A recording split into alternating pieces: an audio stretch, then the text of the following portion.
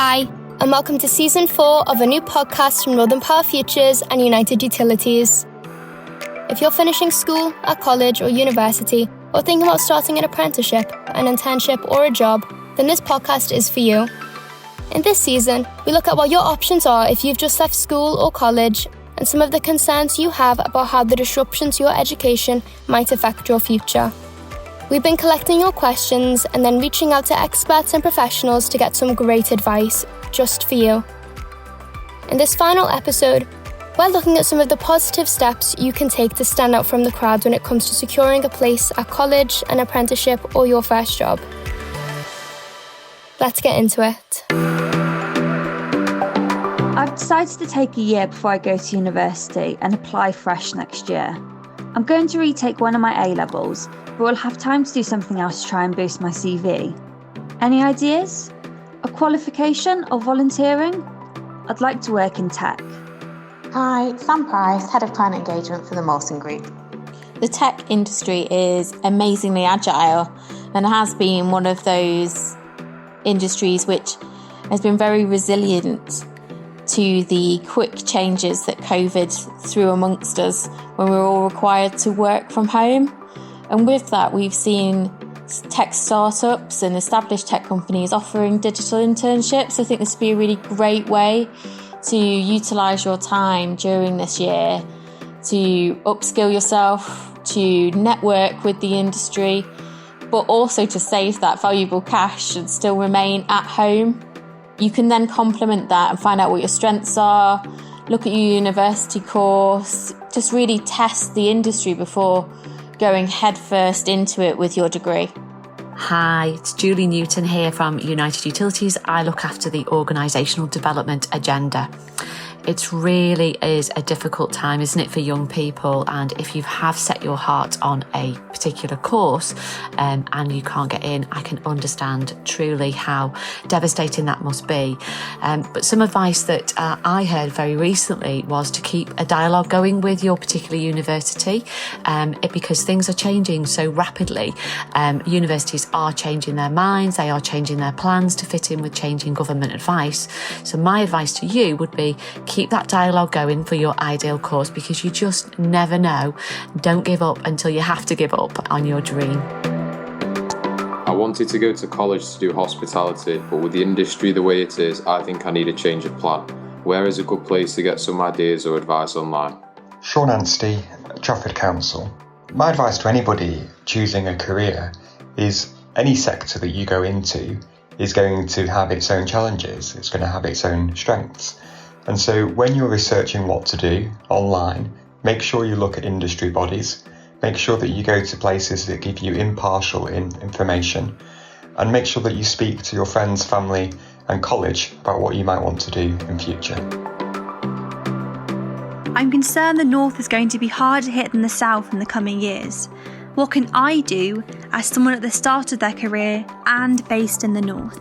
My name is Katie Thompson and I run Katie Lingo, which is a freelance writing service in York.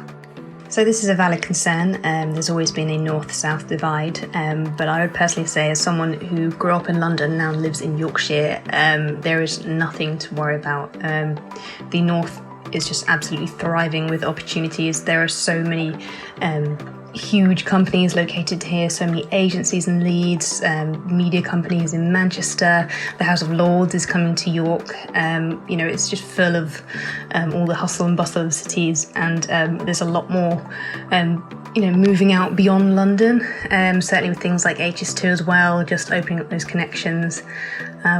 So I would not be worried about being in the North whatsoever.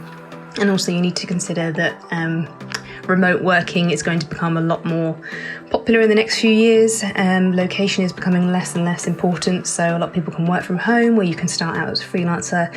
So please do not think that your location is any kind of restriction on what you want to do with your career, because it's really not. I've lived in the North now for 12 years and I'm pleased to say I'm doing really well. So you can definitely do it.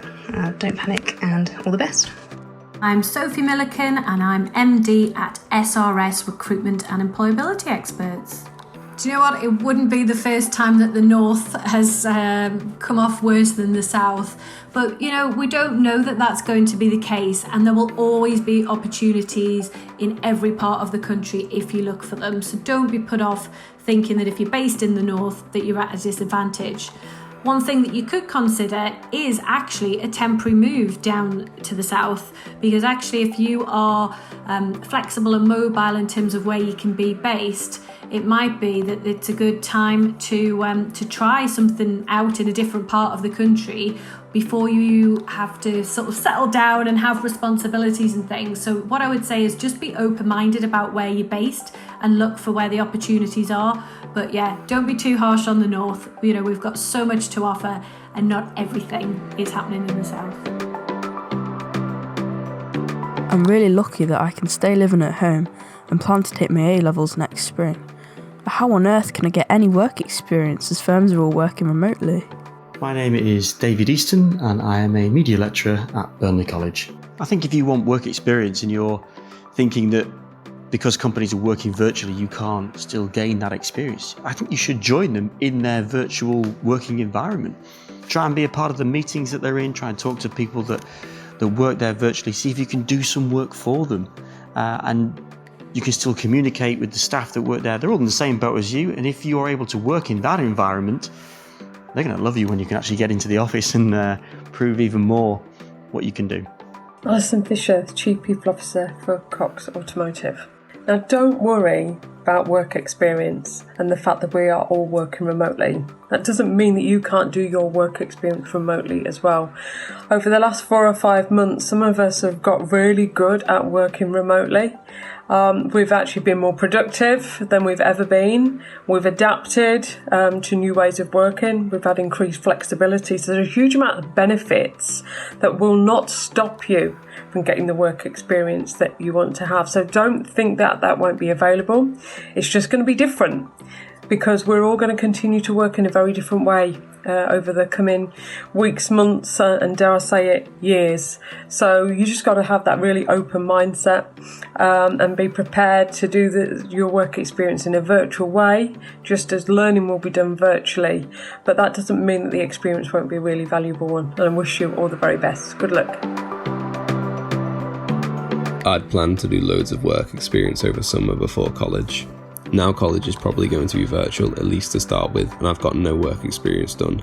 Are there any other tips for boosting my CV beyond my BTEC? Graham Lucas, the Managing Director for the Northern region of Michael Page.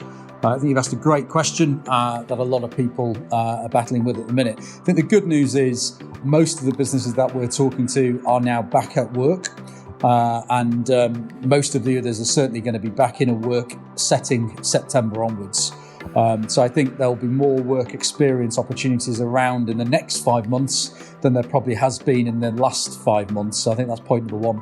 Point number two is I think if you're trying to gain experience in a sector or profession that's proving difficult because of the climate, I think what I would say is get experience even if it's in another sector. I think you can stand out with what you've been able to learn and what you've been able to demonstrate, even if that setting's in a different sector than the one that you plan to work in. So there's lots of activity around things like logistics, healthcare providers and businesses. And even if that's not a field you're ultimately looking to end up in, talking about the experience you've got, how that's helped you develop communication skills, how that's allowed you to develop and hone your organisational skills, etc., etc. So there'll be lots of transferable things that you'll be able to sell yourself on if you've got work experience in any setting, even if it's not the one that you ultimately think you might end up in. Lucy Wright, Social Media Account Manager at JMO Media. I was able to do work experience alongside my studies, which worked really well for me. It's an excellent way to put the skills you're learning in college to use.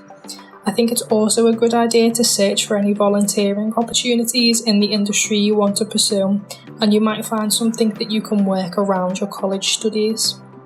There's also lots of free courses out there that can be done online in your spare time. If you're interested in a career in marketing, for example, the Google Digital Garage course is a great one that springs to mind as a great little boost to your CV. I really don't want to spend a lot of money on university now, especially as I didn't get the grades I wanted, and the job market looks horrible. What options would you suggest? Hello, my name is Charlotte Armitage. I'm the Managing Director of YAFTA, an outsourced psych, and I'm also a psychologist. If you're unsure about whether you want to go to university now because the job market seems unstable, my advice would be to listen to your gut instincts and take some time out before making that decision. A degree is a big commitment, time-wise, financially. You will get into a lot of debt, and that's absolutely fine as it stands if you want to go into a career that requires you to have that degree. But if you're just going because you feel that that's what you should do, then my advice would be to take a bit of time out, reflect on what you want to do, have some time being an adult without being in school. I personally took some time to have a few jobs before I ended up going into higher education, and that was a really good experience for me because although I knew what I wanted to do, it just solidified that idea really. So perhaps getting some work experience, doing some different jobs, seeing what kind of industries you enjoy, what you want to work in, and learning a bit more about yourself, learning a bit more about what you might want to do, and what you actually enjoy, and then make a decision to go. There's nothing wrong with waiting a few years if you're unsure of whether you want to go now. It's 18 is a young age anyway to make a decision that you about what you want to do for the rest of your life, and many people don't really decide that till later on. So having a few years off studying and education isn't going to harm your career in the long run. Thanks so much for listening to this podcast from Northern Power Futures and United Utilities. A special thanks to everyone who sent us a question and to all the people who took time to give us their advice too. Do get in touch with us. You can find us online at northernpowerfutures.com, or do reach out on social media. Find us on Instagram at Northern Power Futures or Twitter at NP_futures. If you would like some help with the problem you're facing, then just record your question and send it to us at hello@northernpowerfutures.com, and you could be featured on a future episode. The Northern Power Futures podcast is a What Goes On media production.